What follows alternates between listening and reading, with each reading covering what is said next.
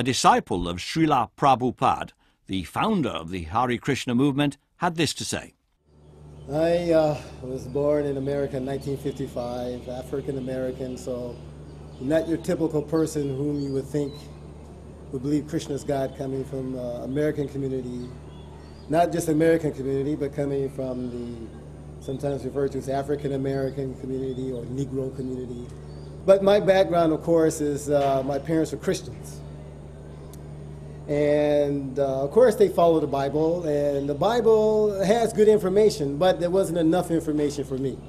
I can remember going to church and asking quite often, why was I born in this family? Why wasn't I born in a more opulent family?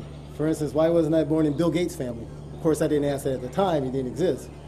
Or why wasn't I made more handsome? Or I would ask even, what does God look like? And of course, Christian priests would say, nobody knows, you're not supposed to ask those questions.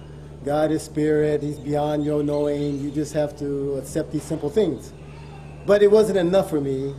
But still, I was so curious. My brother and I would always ask, but we couldn't find. We looked at Quran, we looked at Bible, and we would just speculate and really, really wanted to know. So finally, he graduated from high school, went to college, and when he was coming back one day, somehow or another, he came in contact with the devotees from Harinam, and he brought back a Back to Godhead magazine, and he told me, he says, you won't believe it. Read this. So immediately I said, even though I told him, I said, go get more books, find more books. So he bought Prabhupada's Bhagavad Gita, that was sold in a bookstore at that time. And even though I couldn't read, Krishna, Arjuna, because I didn't know Sanskrit and all those little kind of words, but I could jump through it enough that I could understand what was being said. And after a year of reading, I didn't live near a temple, but after a year of reading, I finally graduated from high school. It was in my first year of college. I finally decided that I wanted just to devote my life to serving Krishna. Amongst many former Christians, there exists a common belief that while Jesus Christ was the sublime prophet, it was Krishna who was the spiritual father. Krishna, then, is a religious icon, venerated by generations of Hindus. Yet there are many, especially among the educated classes, who doubt his very existence and regard the whole thing as somewhat of an ancient myth. There is now, however, compelling evidence to suggest that Krishna was no figment of the imagination, but a being who actually existed here on earth. His miracle performing may be disputed, his divinity even, but not, it seems, his existence. Krishna was born at least 14 centuries before Christ. Estimates of his actual birth vary from 14 centuries to 57 centuries BC. The Bhagavad Gita declares that Krishna is not just any god, but the Lord God, who descended on earth to protect the saints, annihilate the wicked, and to establish righteousness. Whenever the forces of evil rule the earth, I will incarnate myself to destroy the wicked, to protect the saints, and to establish righteousness in age after age. These are the words of Krishna as set down in the Bhagavad Gita. One of the best sources of evidence of Krishna is the Mahabharata, which dates from just before the Christian era. The critical edition of the Mahabharata lies at the Bhandaka Oriental Research Institute at Pune in India.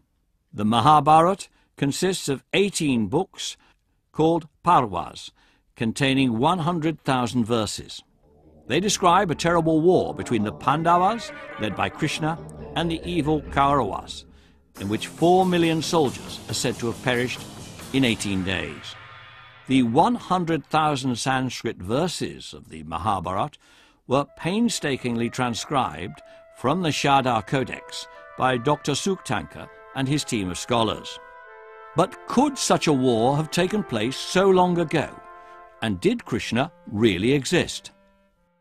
Some of the key sites referred to in the Mahabharata are Hastinapur, the capital, Kurukshetra, where the war was fought, and Indraprastha, or Delhi as it is now called. Dr. Lal is probably India's best-known archaeologist who excavated Hastinapur over 60 years ago.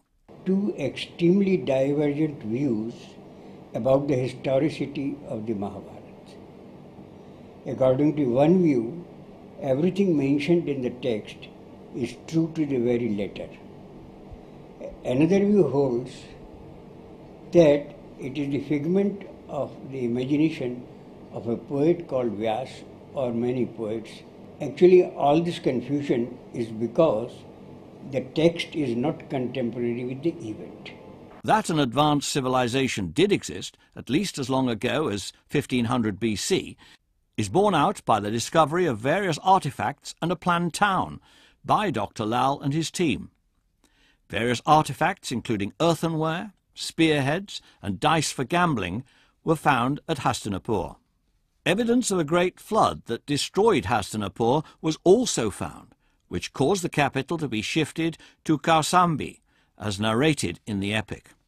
So there are two very divergent views about the Mahabharata. One, that it is historically and factually accurate. The other, that it is pure fiction.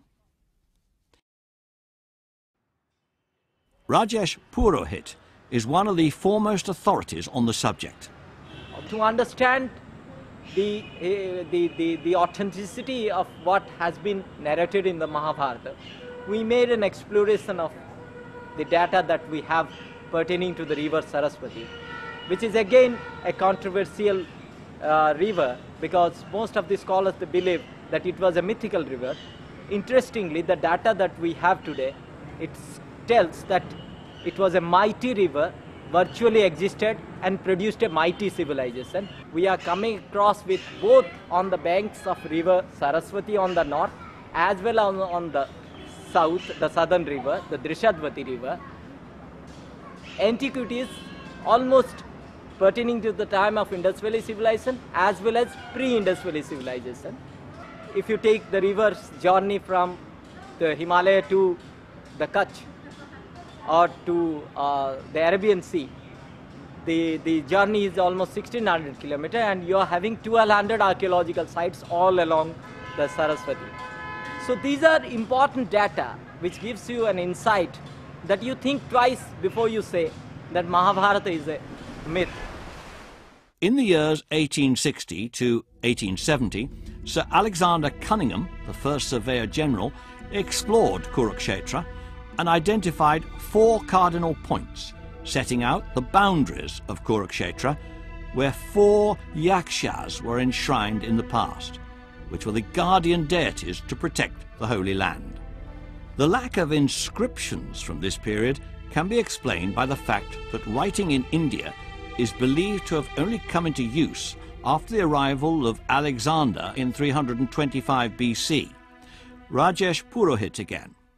The Ashokan inscription is not talking about the Hindu tradition, the Hindu way of life, or the epic Mahabharata. It doesn't discuss anything about that. Ashoka's time is considered to be the time of a radical reformation from Hinduism to Buddhism.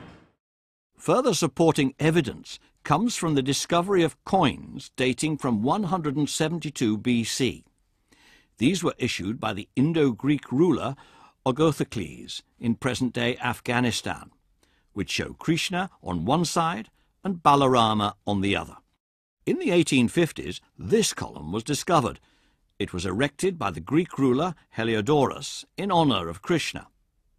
This has been dated to being from 113 BC. Further evidence is found in the later inscription of Pulakeshini II from Badami, and this calculates the date of the Mahabharata as 3131 BC. It is, however, the oral and living traditions in India which have preserved the Mahabharata for posterity in the original Sanskrit. This oral tradition of India is echoed by these ladies from Sakori, who are chanting the 1,000 names of Vishnu from the book of the Mahabharata in the original Sanskrit. Rajesh Purohit had this to say. But in India, nobody knows how and why they adopted this kind of historical tradition. But I can say this much, because of this historical tradition of Shruti and Smriti, India could preserve a history which is living in nature, and there where you do not require any kind of evidence more than the living evidences that you have. Another example of this living tradition can be found here on the site of the Battle of Kurukshetra, where people come to chant the names of Krishna and remember his heroic deeds that were recorded in the Mahabharata. बदलने के लिए उनका सबका राक्षसों का नाश करने के लिए उनको यहाँ आना पड़ता है.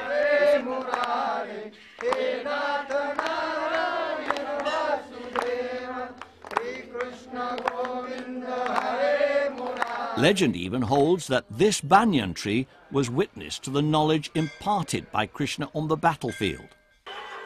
Hundreds of miles away, the living tradition of India is reflected by these Hindus, who remember the Ganges River every sunset as a giver of life and a destroyer of sins, and worship it at Varanasi as part of their daily prayers, as they have done for thousands of years.